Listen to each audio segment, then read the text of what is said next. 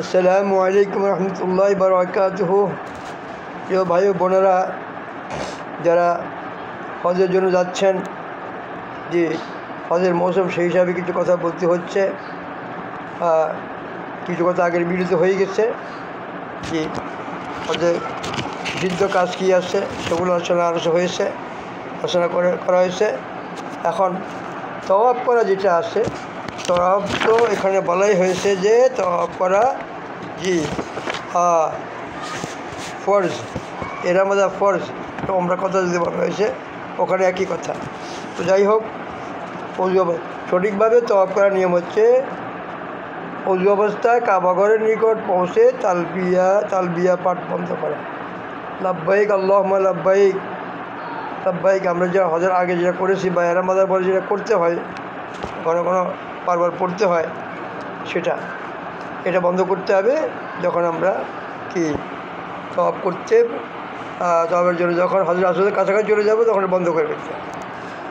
তওয়াফের নিয়ত করতে হবে, উচ্চারণ করে মনে মনে যে আমি এখন কী করতেছি, আমি কাবাঘর তওয়াফ করবো 7 বার, চক্কর দিয়ে আসবো 4 বার দিয়ে, নিয়ম অনুযায়ী।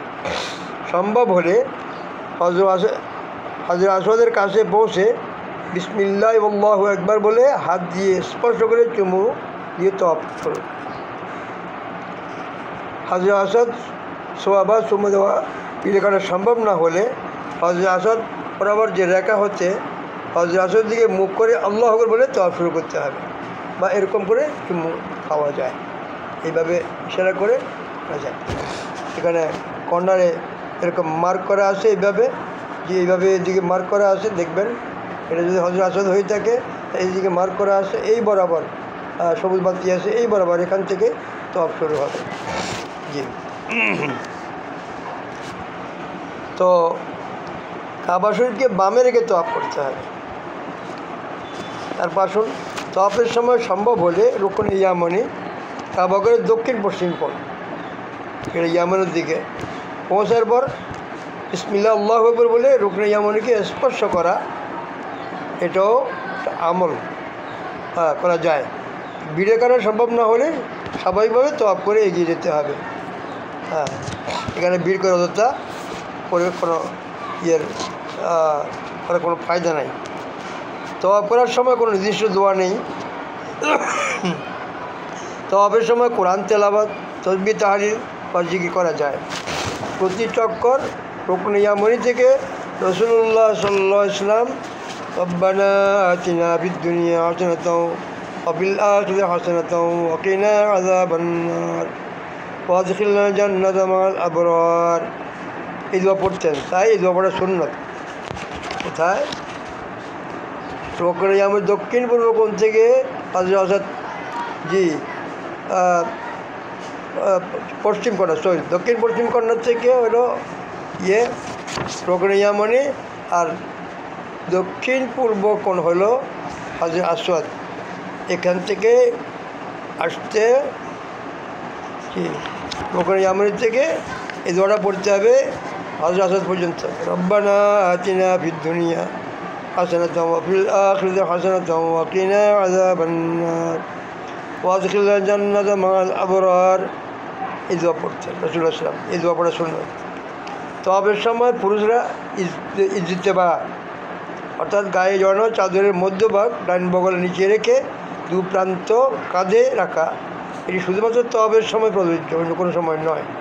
ইজতিবা বলে তওয়াফের সময় পুরুষরা করতে হবে, যে ইজতিবা করে, মনে করেন এই যে কাপড়টা, এই যে আমার গায়ের কাপড়টা আছে উমরার, যে আমি যে জন্য করেছি, মনে করেন এটাকে সাদা কাপড়টা এইভাবে গায়ে জড়ানো হচ্ছে, চাদরের মধ্যভাগ মাঝখানটা বগল নিচে রেখে দু প্রান্ত বগল নিচে রাখতে হবে।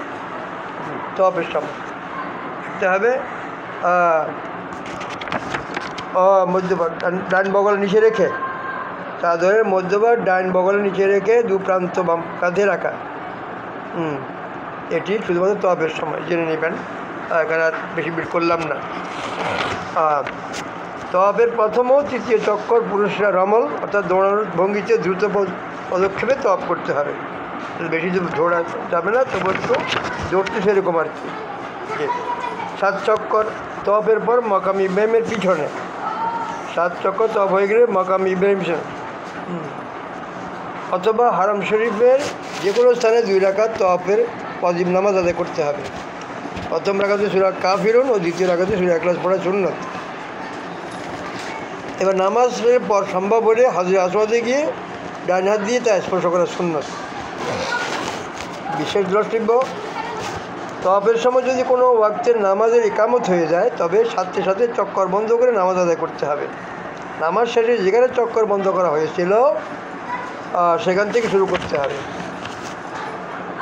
চক্কর গণনায় ভুল হলে কম সংখ্যাকে অর্থাৎ 3 চক্কর নাকি 4 চক্কর হয়েছে এরূপ সন্দেহের ক্ষেত্রে 3 চক্করকে হিসাবে ধরে তওয়াফ শেষ করতে হবে।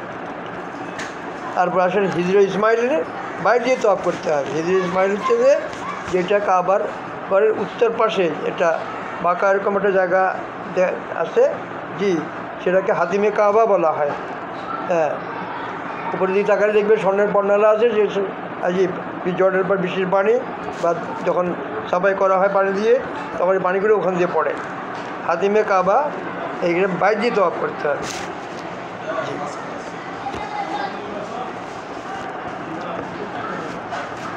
এইবার আসুন সাই করার নিয়ম কী হবে এটা একটু আলোচনা করি। সাবা মারওয়া সাই, তওয়াফের পরপরই সাই করতে হবে, এটা ওয়াজিব। সাই জন্য মনে মনে নিয়ত করতে হবে এবং সাবা পাহাড়েতে সাই আরম্ভ করতে হবে। সাবা পাহাড়ে উঠে ক্যাবলামুখী হয়ে হাত তুলে আল্লাহু আকবার বলে ইচ্ছা মতো দোয়া করা, আল্লাহু আকবার ক্যাবলামুখী হয়ে। তারপর জিকির তসবিহ ও দোয়া দুরূদ পাঠ করতে করতে মারওয়া পাহাড়ের দিকে অগ্রসর হতে হবে।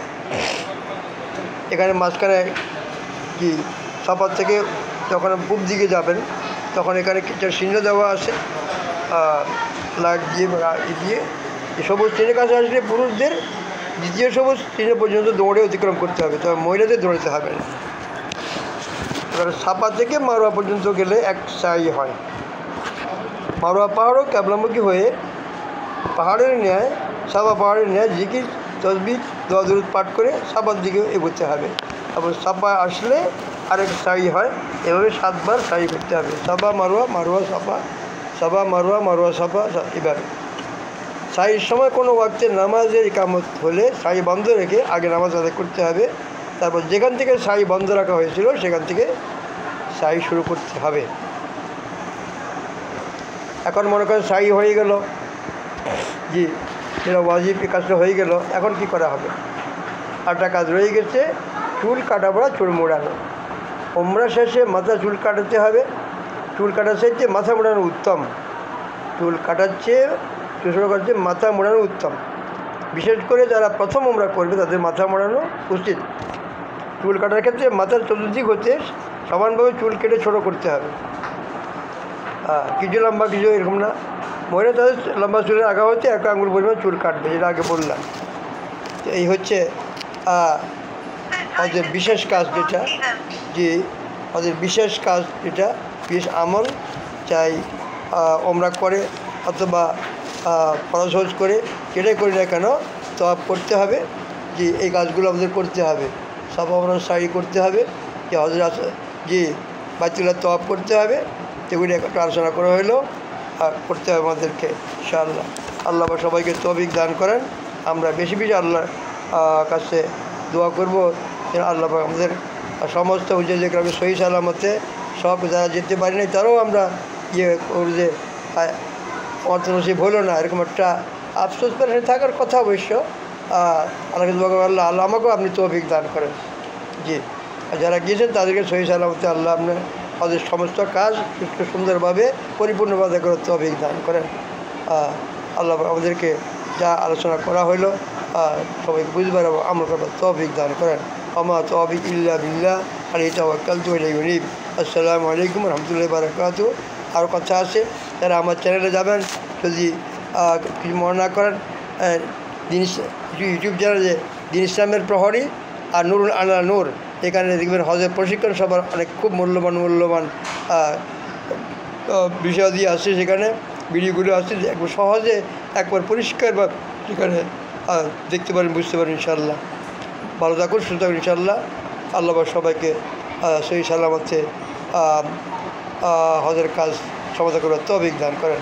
ওয়াখির দাওয়ানা আলহামদুলিল্লাহি রাব্বিল আলামিন ওয়া সাল্লাল্লাহু তাআলা আলা খায়রি খালকি মুহাম্মাদিন ওয়া আলিহি ওয়া আসহাবিহি আজমাইন।